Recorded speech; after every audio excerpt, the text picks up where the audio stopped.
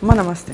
నమస్తే అమ్మ, మనం భాద్రపద మాసం శుక్లపక్ష చతుర్థి రోజున అనంత పద్మనాభ స్వామి వ్రతం చేసుకుంటాం ఆచారం ప్రకారం, ఆచారం ఉన్నవాళ్ళు. అయితే ఇప్పుడు గ్రహణం వచ్చింది కాబట్టి మనకి మరి ఎప్పుడు చేసుకోవాలి? గ్రహణం ఎప్పుడుంది? పౌర్ణమి రోజున ఉంది. తిథులు అటు ఇటు వచ్చాయి కదా, కాబట్టి ఈ అనంత పద్మనాభ స్వామి వ్రతం అనేటటువంటిది చతుర్దశి రోజు వస్తుంది, 14వ రోజు వస్తుంది. చూడండి, ఈ చతుర్దశికి 14 లోకాలకి అధిపతి అయినటువంటి విష్ణుమూర్తి అనంతము అంటే అనంతుడు ఎవరంటే కాలానికి ప్రతీక. కాలానికి పూజ చేస్తేనే అనంతుడికి చేసినట్టు, అనంతుడికి చేస్తే కాలానికి చేసినట్టే. మనకి అనంత పద్మనాభ స్వామి త్రివేంద్రంలో ఉన్నారు, చూశారు కదా. అలాగే ఈ స్వామిని ఈ రోజున విశేషంగా ఎవరైతే వారికి మీరు చెప్పినట్టుగా ఇంటి ఆనవాయితీ ఉంటేనే కొన్ని పూజలు, అంటే కేదారేశ్వర స్వామి వారి వ్రతం కానీ అనంత పద్మనాభ స్వామి వ్రతం కానీ ఇంటి ఆనవాయితీ ఉంటేనే చేసుకోవాలి.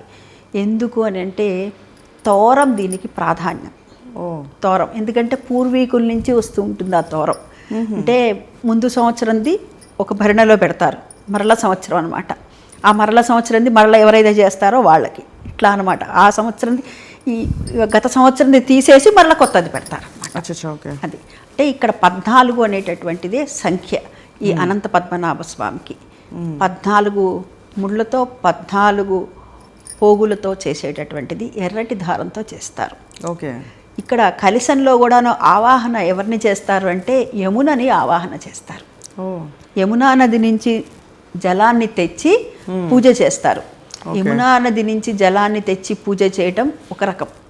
యమునా నది నుంచి జలాన్ని తెచ్చి పూజ చేయలేము అనుకున్న పరిస్థితుల్లో యమునని ఆవాహన చేస్తారు అక్కడికి. ఇప్పుడు మన నిత్యం మనం పూజ చేస్తున్నాము. పూజ చేస్తున్నప్పుడు ఏం చెప్తాం? గంగే యమునే చేవే కృష్ణే గోదావరి జలే అస్మిన్ సన్నిధిం కురు అని చెప్తాం కదా. గంగా యమున అంతా తీసుకొచ్చి అక్కడ పెడుతున్నాం, మన ఇంటికి ఆవాహన చేస్తున్నాం. అట్లాగే అదేవిధంగా యమున నుంచి తెచ్చేటటువంటి వారు కొందరైతే ఆవాహన చేసి పూజ చేస్తారు.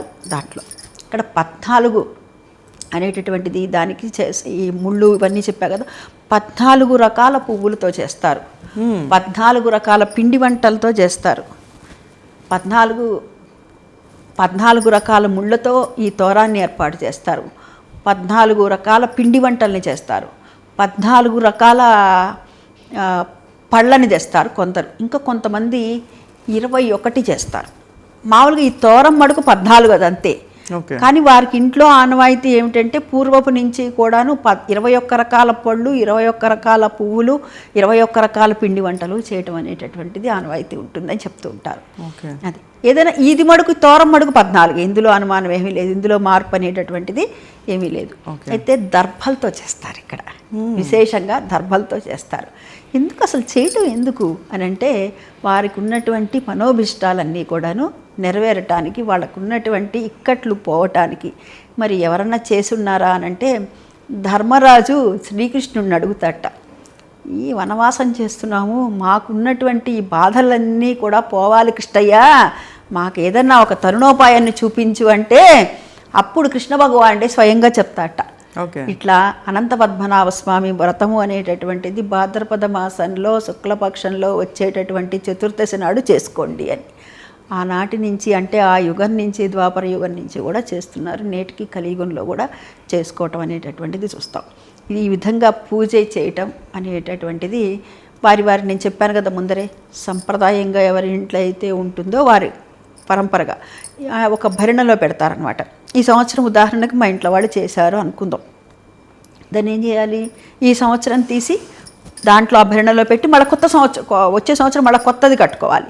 అంటే ఏమిటి, ఇంత పెద్దవాళ్ళు అయిపోయారు, ఈ తరం వాళ్ళు పెద్దవాళ్ళు అయ్యారనుకోండి, ఈ తోరం ఏమవుతుంది తర్వాత తరం వారికి వెళ్తుంది కదా. అంటే ఇది ఆనవాయితీ ఉన్నటువంటి వాళ్ళు మాత్రమే చేసుకోవాలి.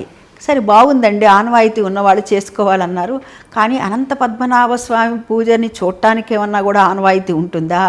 ప్రసాదం తీసుకోవడానికి కూడా ఆనవాయితీ ఉంటుందా అంటే చక్కగా వెళ్ళి చూడొచ్చు, పూజ చూడొచ్చు. అందులో మనం ఎక్కడ ఏదన్నా పాల్గొనాలంటే ఏదన్నా అక్కడ ఏదన్నా కాస్త పూలు అవి కట్టాలన్నా, లేకపోతే అక్కడ వారు చేసేటటువంటి దాంట్లో సహాయ సహకారాలు మనవంతుగా మనం అందించాలి, అలాంటివన్నా చేయొచ్చు. ఆ తర్వాత అక్కడ చక్కగా వారు ఇచ్చినటువంటి తీర్థ ప్రసాదాలను కూడాను తీసుకోవచ్చండి. ఈ విధంగా అనంత పద్మనాభ స్వామి వ్రతాన్ని ఎవరైతే గనక చేసుకుంటారో వారికి కూడాను ఇక్కట్లు పోతాయి అని అయితే ఆనవాయితీ ఉన్నటువంటి వారే. స్వామిని ఆ రోజున మనం యథాశక్తిగా విష్ణువుని ఆరాధించాలి. ధన్యవాదాలు.